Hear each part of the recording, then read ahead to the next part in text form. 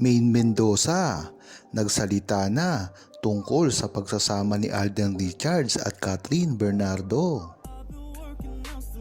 Pagkatapos ngang mapabalita na umano'y nagmakaawa si Alden Richards kay Maine Mendoza para lamang ipaalam ang tunay na score nila ni Catherine Bernardo, ay talaga naman palang naniniwala si Maine Mendoza na walang katotohanan ang mga bali-balita at hindi siya naniniwala dito sa naging pagpapakasal umano ni Alden Richards kay Catherine Bernardo.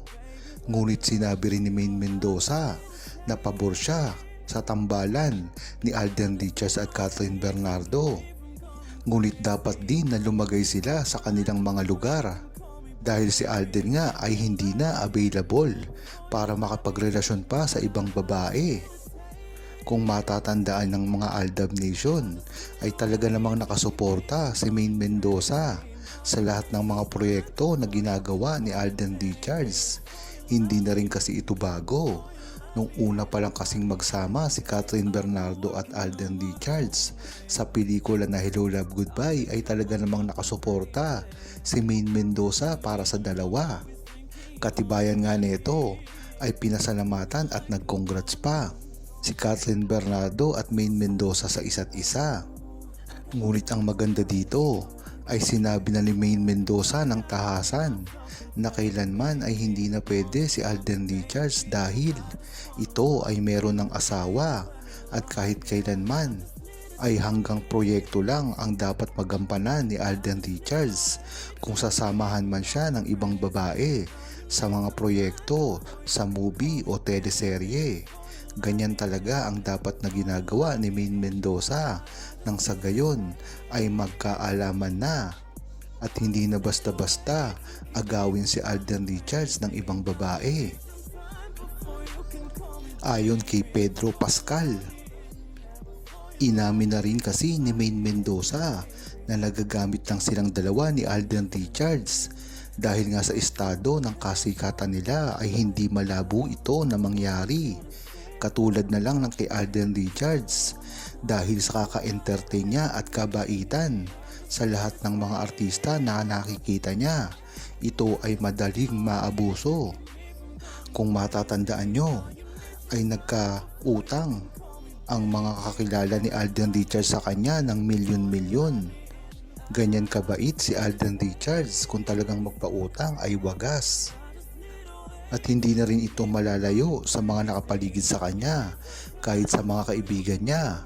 Alam naman natin na iilan lang ang kaibigan ni Alden Richards na talagang totoo sa kanya, at ito ay ang mga kaibigan niya na dati pa. At taliwas naman ito kay Maine Mendoza na tila napakakonti lang ng kaibigan. Ngunit mga totoo at loyal sa kanya, kaya hindi madalas maabuso si Maine Mendoza. Kaibahin ito ng kay Alden Richards dahil napaka-accommodating ni Alden Richards sa lahat ng babae, ay napagkakamalan ito na meron ng gusto o nandiligaw. Yan talaga ang problema. Dahil sa sobrang kabaitan ni Alden Richards ay napagkakamalang ito na meron ng ibang asawa, merong ibang pinakasalan, merong naanakan, at higit sa lahat, ito ay hindi totoo. Kaya kung tatanungin nyo ang buong Aldab Nation, lahat ng mga paninira kay Alden Richards ay hindi totoo. At alam ito ng buong Aldab Nation dati pa lamang. Ngunit ang mga bashers na walang kaalam-alam kay Maine Mendoza at Alden Richards ang mga nagpapakalat na ito, yung mga hindi talaga kilala si Alden Richards.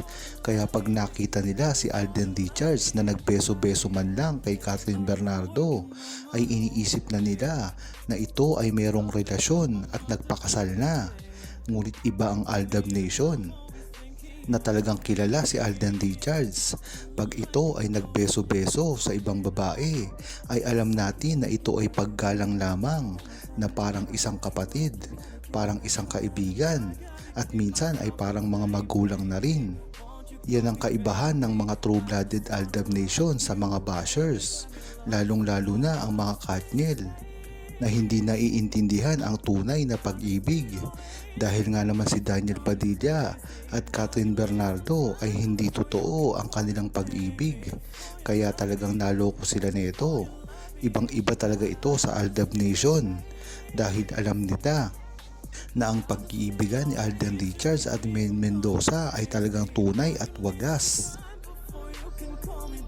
Ayon naman kay Vanessa Kirby, handa na ngang aminin ni Maine Mendoza at Alden Richards ang kanilang relasyon dahil na rin ito sa mga bashers na walang tigil kung manira sa kanila. Isa lang dapat ang gawin ni Maine Mendoza at Alden Richards dito. Ito ay ang aminin na sa publiko nang sa gayon ay matahimik ang mga bashers at hindi na magsimula ng mga fake news patungkol kay Alden Richards at Maine Mendoza dahil alam naman natin kung ano ang totoo. At ito ay pinagmamalaki ni Alden Richards at Maine Mendoza noon pa man. Ngunit bakit hindi nga ba sila umaamin ng tahasan ngayon? Ito kasi ay nakasaad din sa kanilang kontrata. Kung matatandaan nyo ay nabalita na ito na ang mga kontrata nila Alden Richards ay merong espesyal na pahina para sa kanilang mga ginagawa. Kung matatandaan nyo ay hindi naman lingid ito at hindi imposible sa mga network na gawan sila ng mga ganitong kontrata. Kung matatandaan nyo ay nasa kontrata din ito ng mga ibang artista ng GMA ang hindi nila pag-amin sa publiko.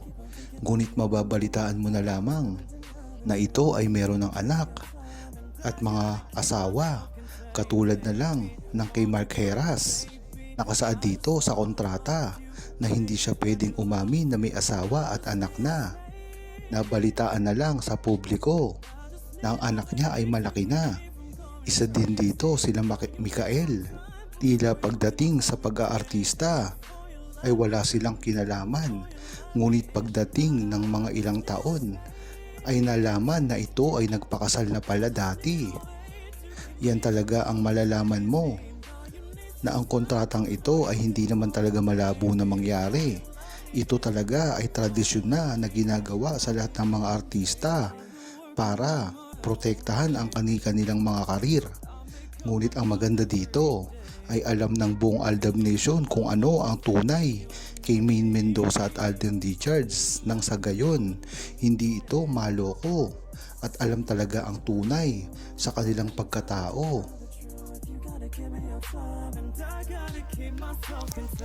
Huwag kalimutang mag-subscribe, comment at i-like ang video na ito. Thanks for watching!